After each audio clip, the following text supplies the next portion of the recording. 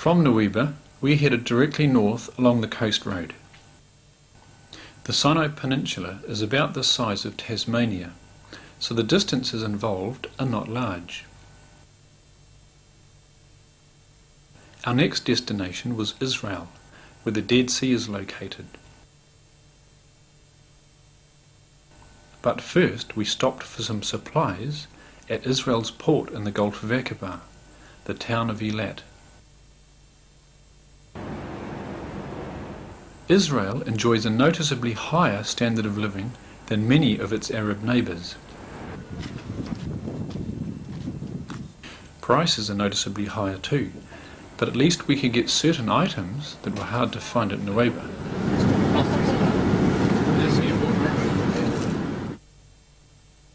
The road north from Eilat runs parallel to the Jordanian border through a dry and dusty landscape.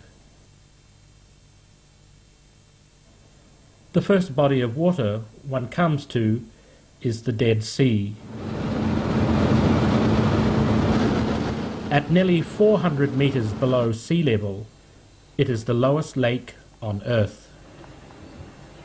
The water has a salt content many times more than ocean water, giving it a much higher relative density.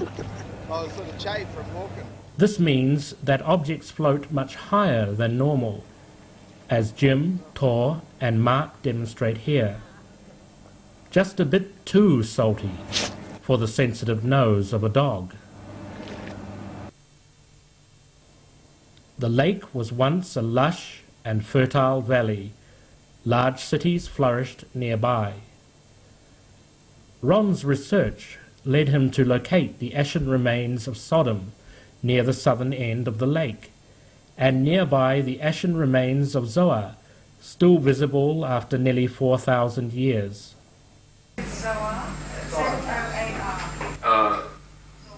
Zoar is south of Mount Sodom. If you visit there, there's a sign, an orange-colored sign that points off to the west and says Mount Sodom.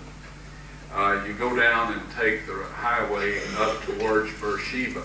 When you get up to the top of that big grade, there's a pull-off up at the top.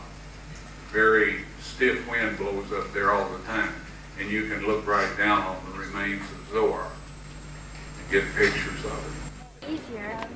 The distinct square outline of the city is still visible, as this color-enhanced photograph clearly shows. The square shape is what one would expect to find, since ancient cities were often built within a square boundary of defensive walls. Erosion from wind and rain means that virtually nothing recognizable remains. But these mounds are obviously anomalies, structures destroyed long ago. The best preserved remains found by Ron are below Masada. Masada is the hilltop fortress overlooking the Dead Sea, 434 meters above the lake level. Directly below Masada are two well-preserved areas, believed to have been parts of Gomorrah. When viewed from Masada, it's obvious that time and weather have eroded these remains as well, but the remains stand out quite stark from the surrounding desert.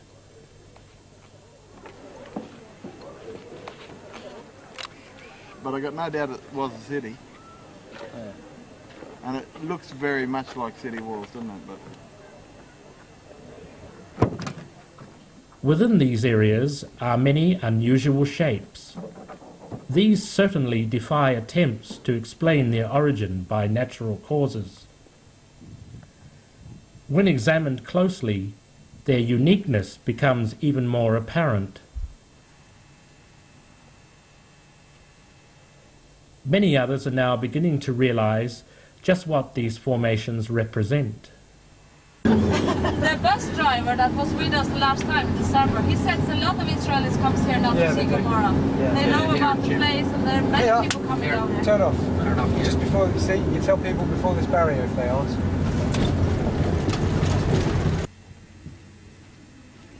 Entering the remains, one is immediately impressed by the magnitude of them. These were big cities. Prior to the destruction recorded in the Bible, a large population had flourished here for some time before the sudden destruction came. Recent findings reveal just how large that population was. The ancient Canaanites buried their dead, and archaeologists across the valley from this site have found huge Canaanite burial grounds. Conservative estimates put the number of these graves at well over 1 million. Despite nearly 4,000 years of weathering, remarkable shapes can still be seen in the ash. Such as this sphinx shape, and the remains of a double wall extending at 90 degrees. It's fallen down from up high. That's quite hard. The remains consist largely of calcium sulfate. Calcium sulfate is a byproduct when limestone is burnt with sulfur. This is exactly what one would expect to find.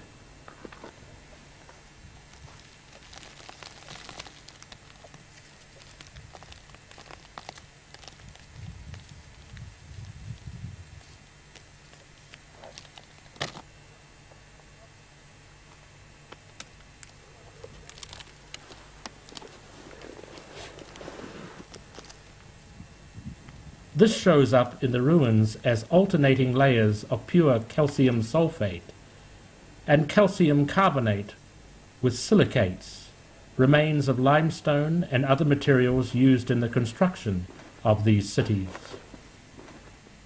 And very much like ash. Whereas the white layers remained fairly hard. Bizarre. It feels like, well, icing sugar or something. Yeah, You don't get that from river flows. no, just incredible. Got any sulphur balls in it? Yep, here's a few little ones, but there's some massive ones around. The sulfur balls are located in the upper parts of the ashen remains. This would indicate that they were burned from the top down. That's where the thermal ionization patterns or firestorm patterns are laid out in the ash, is at the top, near the top. Are they all along the same line? Yeah, it looks like it.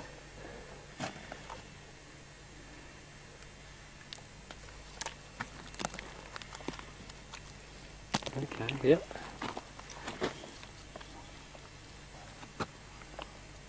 There's a little ball, and there's a few there. And they're just sitting in the layers of straight ash.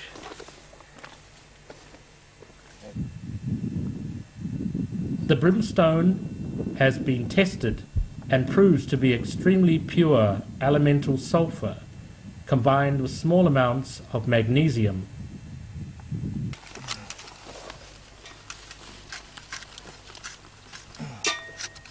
This will be a really nice sample.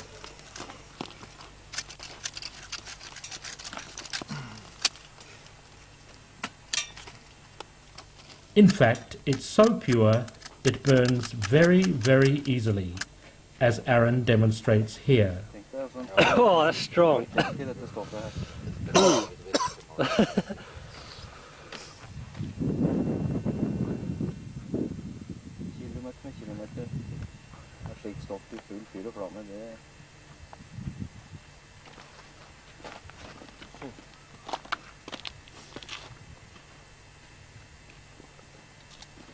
Well, we need some potassium nitrate and some carbon.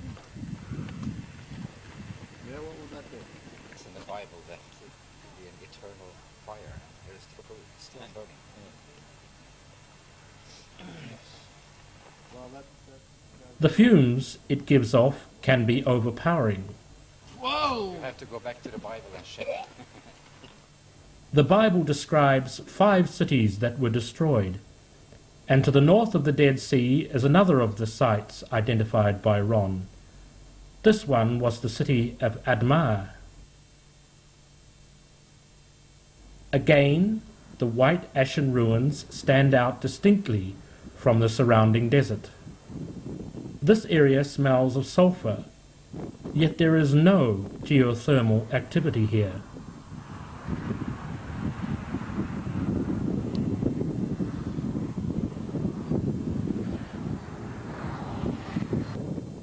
A closer investigation revealed some interesting evidence.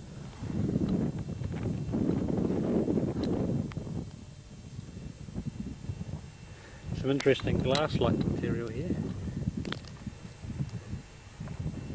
As with all sites examined, it is far above the Dead Sea, too high to attribute to sedimentary deposits from the lake. And again, symmetrical formations are apparent. For example, these rectangular shapes, which perhaps were once stone blocks. Where's that sulphur you found, the big bit? Yeah. Oh yeah. It's got a good bit. And brimstone is present in the ash.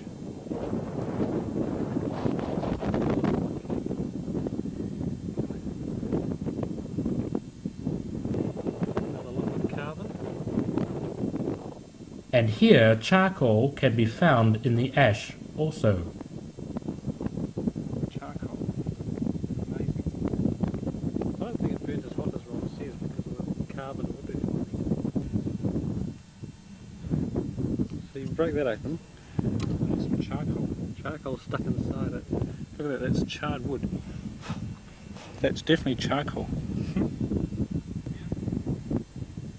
The evidence found supports the biblical account of how these sites were destroyed.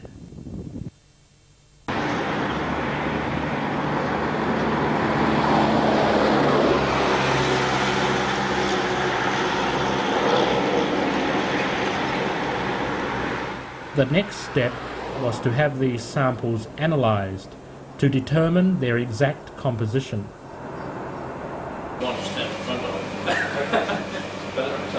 but even so, they actually are absorbed by air, so the measurements bombard the surface and all the atoms then absorb some of that radiation and release it, like fluorescent, at a certain wavelength, and the amount of fluorescent radiation is proportional to the amount of the element. Okay.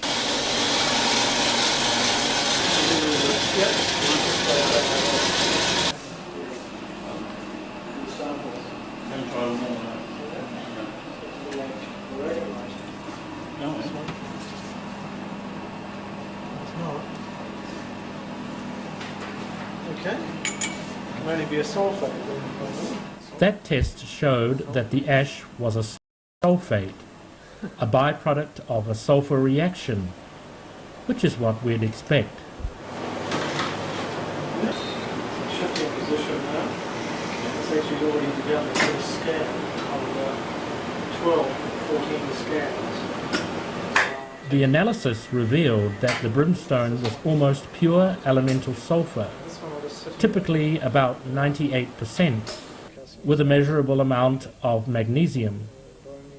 The white ash is pure calcium sulfate. What stands out is how clean the samples are, with a conspicuous lack of trace elements. This is consistent with ash from an intensely hot furnace, exactly what one would expect to find from the account in Genesis 19. Is it possible that the Dead Sea sites are the result of geothermal activity? Yes, and a few people have a hat. The sulfur from Gomorrah is distinctly different to sulfur found in geothermal regions, such as Rotorua in New Zealand. The white colour of the sulfur is the result of it being exposed to high temperatures for a period of time, as happened at Gomorrah. By contrast, sulfur from geothermal regions is usually no more than 40% pure. The scenario is this: the cities, built of limestone, which is calcium carbonate, had sulfur and fire rain down upon them. The principal byproduct from this reaction was very pure calcium sulfate, which is what the ashen remains consist of. This is exactly what one would expect to find based on the account in Genesis 19.